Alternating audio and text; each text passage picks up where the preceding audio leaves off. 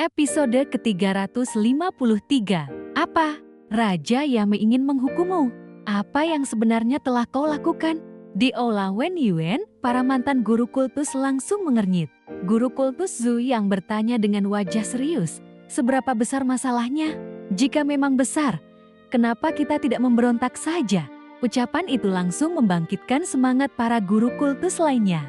Mereka mulai membahas rencana pemberontakan, membangunkan arwah-arwah di Fengdu. Bahkan sempat memikirkan slogan dan bendera yang akan digunakan. Qin Mu segera melambaikan tangan. Tenang, ini bukan masalah besar. Saat perang di pegunungan Godbroken, aku hanya mengambil beberapa roh primordial dari Fengdu dan menghidupkan mereka kembali. Ruangan mendadak hening. Sesaat kemudian, guru kultus Hu Jun menepuk pahanya. Di mana bendera pemberontakan kita? Menurutku, bendera Dewa Perang paling cocok. Qin Mu tersenyum kecut. Benar-benar cuma masalah kecil. Masalah kecil. Semua orang menatapnya tajam.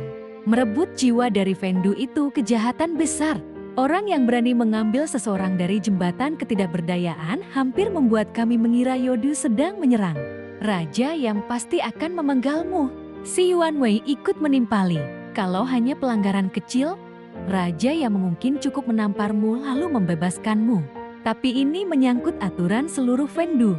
Kalau benar begitu, pemberontakan memang satu-satunya pilihan. Saat itu terdengar suara Dewa Kaishu dari luar Aula. Guru kultus Qin, kalau kau tidak keluar sekarang, aku akan masuk. Seorang patriark muda tiba-tiba berpikir keras. Tunggu, kalau kejahatanmu memang sebesar itu, kenapa Raja yang membiarkanmu berkeliaran? Seharusnya kau sudah dipenjara. Semua orang langsung tersadar. Qin Mu memang tidak tampak seperti seorang tahanan. Patriark muda itu kembali bertanya. Sebelum memanggilmu, siapa yang sedang diadili Raja Yame? Xing Yiken dan Dewa Dukun Kui. Qin Mu menjelaskan bahwa Xing Yan telah dibebaskan. Sedangkan Dewa Dukun Kui ditahan agar Raja Yame dan para Raja Hantu dapat mempelajari seni surgawi Yodo miliknya. Mendengar itu, sang patriark tersenyum. Kalau begitu, pelanggaranmu memang lebih ringan. Bahkan Xing Yan dibebaskan. Pergilah menemui Raja Yame. Kurasa dia tidak akan benar-benar menghukummu. Para guru kultus mengangguk. Pergi saja. Kalau Raja Yame berani membunuhmu, kami akan menyerbu tempat eksekusi dan jalur reinkarnasi. Mendengar dukungan itu, Qin Mu akhirnya keluar dari Aula Wenyuan. Di luar, Dewa Kaishu sedang berdiri di atas kepala singa batu sambil merapikan bulunya. Ikut denganku. Dalam perjalanan Qin Mu mencoba bertanya. Tetapi Kaishu memotongnya. Jangan banyak bicara. Kau masih berbau orang hidup. Aku tidak suka orang yang masih bernapas. Dan ketahuilah, Raja Yame tidak memanggilmu. Dia akan menginterogasimu. Mereka segera tiba di Aula Raja Qin. Di depan Aula, Qin Mu melihat Xing Yan masih berupa gumpalan daging besar yang terus menggeliat. Tubuh-tubuh hasil rampasannya belum juga ia lepaskan. Qin Mu menghela napas.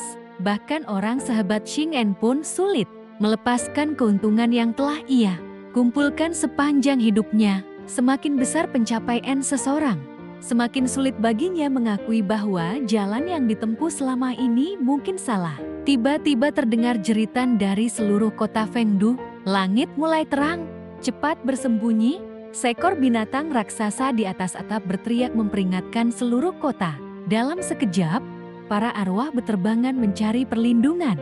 Dewa dan iblis berlari masuk ke dalam bangunan. Jalanan yang semula ramai langsung kosong. Qin Mu bertanya dengan heran. Apa yang terjadi saat langit menjadi terang? Kaishu menjawab singkat. Matahari akan terbit. Kalau mereka tidak bersembunyi, api yang murni akan membakar mereka. Tak lama kemudian, kabut pekat Fengdu lenyap. Untuk pertama kalinya Qin Mu melihat Fengdu pada siang hari. Kota yang biasanya dipenuhi arwah kini berubah sunyi. Semua pintu tertutup rapat. Tak ada satupun penghuni yang berani keluar. Kemudian matahari raksasa muncul di ufuk timur. Api yang murni menyapu seluruh langit seperti lautan api, menelan setiap jalan, istana, dan bangunan di Fengdu. Panasnya begitu dahsyat hingga ruang di sekitarnya tampak bergetar. Namun Qin Mu tidak merasakan sakit sedikit pun. Sebaliknya, Di balik tubuh kerangkanya mulai muncul daging, darah, urat, dan organ-organ tubuh. Sebaliknya, para dewa dan iblis yang bersembunyi justru kehilangan daging mereka. Hingga tulang belulang putih terlihat jelas. Api yang murni tidak melukai Qinmu, tetapi membakar tubuh para penghuni Fengdu. Saat memandang ke arah matahari, Qinmu terkejut. Di balik cahaya itu berdiri ribuan aula suci.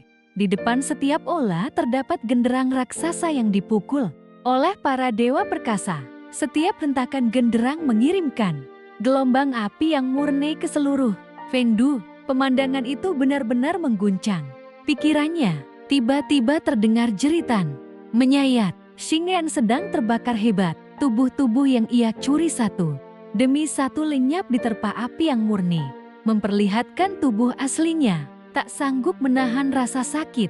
Xingyan melompat ke sungai ketidakberdayaan. Kabut tebal langsung menelannya. Qinmu bergegas ke tepi sungai, tetapi Xingyan telah menghilang. Kei Xiu berkata datar. Dia jatuh ke Yodu. Setelah itu mereka memasuki aula Raja Qin. Di dalam aula yang luas itu hanya ada Raja Yama. Tubuhnya tetap diselimuti jubah hitam pekat, sementara wajahnya tersembunyi dalam kegelapan. Kei Xiu, kau boleh pergi.